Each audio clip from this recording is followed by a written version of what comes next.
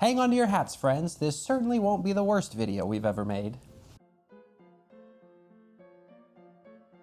Many years ago, I wrote a paper, and now I don't remember what I wrote in that paper, but I do remember a word that my teacher wrote in the margins. There in purple ink was the word litotes, and it was exciting for me to learn that something I had done in my writing had a name. So right then and there, I promised myself that if I was ever the director of a large research institute, I would ask my team to rediscover that same word, litotes. And you know what? They actually made it happen. So today, it is my singular honor to reveal the rediscovery of this ever-before-heard word.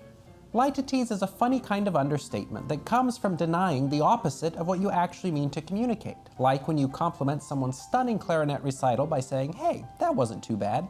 And it's important to note that litotes involves a certain kind of irony, a suggestion that your reader shouldn't take what you're saying at face value. So, for example, if you had this sentence, Josephus did not want to go grate cheese with them, you just have standard negation. There's no litotes. It's a statement of basic fact, not a wry way of saying that he was planning to stay home. But in contrast, you could have something like this.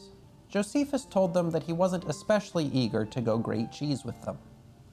Here, litotes is operating in full force. Just like the first sentence, the end result is the same, Josephus is staying put, but this one doesn't say it as straightforwardly. In fact, it goes out of its way to avoid saying exactly what it means.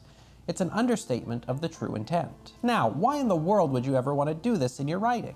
Well, how about for fun? Whoever said that writing had to be boring and serious? Litotes can be a great way to add a few grins to your work. For example, after he tumbled off the tower, over the rocks, through the briars, and finally into the freezing river, it's safe to say that Joe did not escape the afternoon unscathed. But of course, you may also use litotes to say something difficult a little more delicately, and also give yourself a little bit of plausible deniability.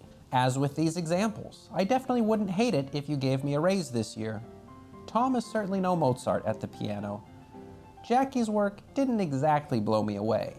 Or you could use it on an occasion when, for whatever reason, lavish praise would be inappropriate. Let's just say, Clara, that your application materials did not disappoint.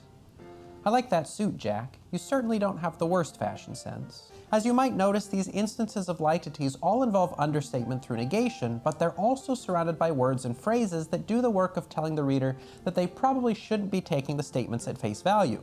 Intensifiers, qualifiers, the gang's all here. But as with all words about words, there are many more possibilities for litotes than we can cover today, so I know I wouldn't mind it if you shared some of your inventive uses for litotes in the comments. I'm confident that they wouldn't be too awful. And of course, while you're headed that way, I should add that it would neither offend nor distress me if you were to give the like and subscribe buttons each a quick click. It would help to support the Institute, and it would keep you in the loop as new videos are released, and I can assure you that those new videos probably won't be half bad. Now, 3/4 bad maybe, but probably not half.